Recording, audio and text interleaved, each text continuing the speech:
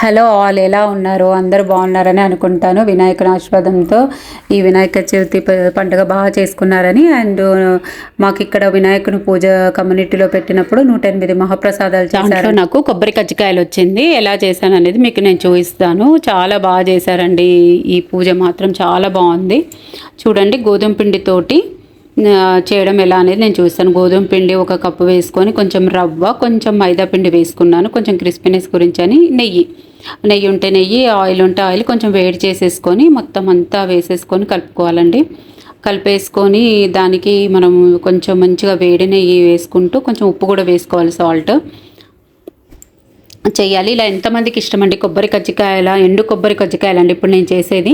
And ఒక side అయితే ఇట్లా మామూలుగా పప్పు, పుట్నాల పప్పుతో కూడా స్వీట్ పంచదార వేసి చేస్తారు, అలా రవ్వ వేసి చేస్తారు.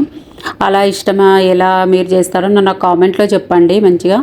అండ్ ఇది వచ్చేసేసి నెయ్యి మొత్తం దాని అలా ఫస్ట్ మొత్తం మూడింటిని ఇలా బాగా కలుపుకోవాలండి. మనం కలుపుకున్నప్పుడు మనం చేయితోని ఇలా అంటే ఇట్లా దగ్గరకు అయినప్పుడు అది చూడండి అలా అవ్వాలి. అలా అయితే మంచిగా బాగా పొంగుతాయి, బాగుంటాయి కూడా, క్రిస్పీగా బాగా టేస్టీగా ఉంటుంది. ఇలా కలిపేసుకోవాలి. నా కామెంట్లో చెప్పండి, కజ్జికాయలు అంటే స్వీట్ అనేది ఎంతమందికి ఇష్టమో, ఇలా చేసుకుంటారు మీరు అనేది, మీ సైడ్లలో ఎలా చేసుకుంటారు అనేది నా కామెంట్లో చెప్పండి. మొత్తం అలా చక్కగా మంచిగా బాగా పిండి బాగా కలపాలండి. పిండి కలపడంలోనే మనకు పైన దానికి క్రిస్పీనెస్ అనేది మనకు బాగుంటుంది. స్వీట్స్లలో ఎక్కువ ఏ స్వీట్ ఇష్టం అండి? ఇవైతే అందరు చక్కగా ఇండ్లల్లో కూడా చేసుకుంటారు. ఈ కజ్జికాయలు అనేది కొంచెం టైం టేకింగ్ ప్రాసెసే అండి, కాకపోతే బాగా టేస్టీగా ఉంటాయి తింటుంటే మాత్రం.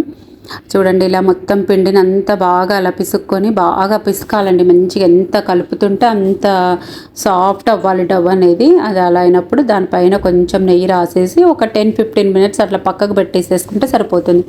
తర్వాత దీని మధ్యలోకి స్వీట్ స్టఫ్ అనేది ఎలా అనేది నేను చూపిస్తాను మీకు.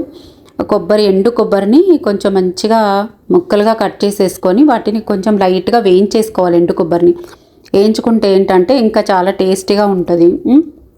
అలా వేయించుకున్న ఎండు కొబ్బరిని మొత్తం చక్కగా మిక్సీలో వేసేసుకొని దాంట్లోనే నేను ఒక చిన్న 1/2 కప్పు షుగరు, కొంచెం బెల్లం 2 వేసేసాను. అలా వేసేసి మిక్సీకి వేసేసాను. అయిపోయిందండి, మన కజ్జికాయల్లోకి మధ్యలో స్వీట్ స్టఫ్ అనేది రెడీ అయిపోయింది. ఇంకేముంటుందండి, పూరీలు చేసేసుకోవాలి చక్కగా. ఇలా కజ్జికాయలది ఉంటుంది చెక్క మిషను, మొత్తం దాంట్లో స్వీట్ వేసేసేసుకొని సైడ్లో మొత్తం అంతా కొంచెం వాటర్తో అంటించేస్తే అది విచ్చుకోకుండా చక్కగా ఉంటుందండి. అసలు చాలా బాగుంటాయండి ఈ స్వీట్ మాత్రం. నాకైతే చాలా ఇష్టం ఈ కజ్జికాయల స్వీట్స్. పుట్నాల పప్పుతోని కానివ్వండి, ఇట్లా ఎండు కొబ్బరితో కానివ్వండి, కొంతమంది నువ్వులు, పచ్చి కొబ్బరి ఇలా వేసి కూడా చేసుకుంటారు, చాలా టేస్టీగా ఉంటాయి. మీ సైడ్ ఎలా చేస్తారో నాకు కామెంట్లో చెప్పండి.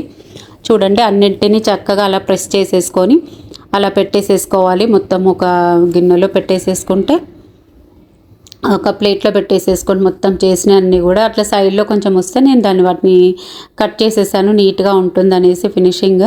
చూడండి, అలా వచ్చేస్తాయి. చక్కగా కొంచెం ప్రెస్ చేసుకుంటే ఏంటంటే మనకు నూనెలో వేసినప్పుడు విడిపోకుండా ఉంటుంది. అలా మొత్తం అన్నీ చక్కగా నేను 11 కజ్జికాయలు చేసేసుకున్నాను.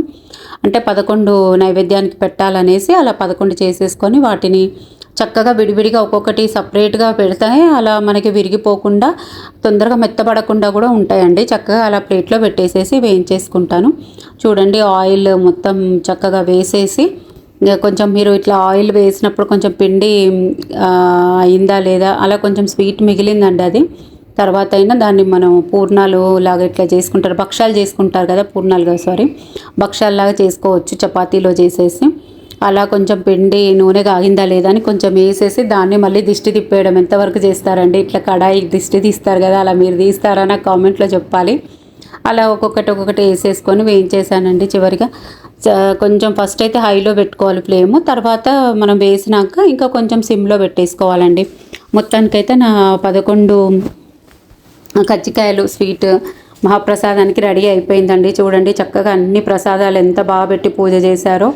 అలా అయితే అసలు చాలా ఇలా చేశానండి. మొత్తానికైతే 11 అయిపోయినాయండి ప్రసాదాలు. చాలా బాగా జరిగిందండి పూజ మాత్రం. వినాయకుని పూజ అందరికీ ఉండాలి ఆశీర్వాదం, అందులో ఎల్లప్పుడు ఉండాలి. మొదటి పూజ వినాయకుడికి అంటారు కదా, అన్ని విజయాలే ప్రసాదిస్తారు కాబట్టి చూడండి, ఆయనకి ఎన్ని పెట్టినా తరగదు.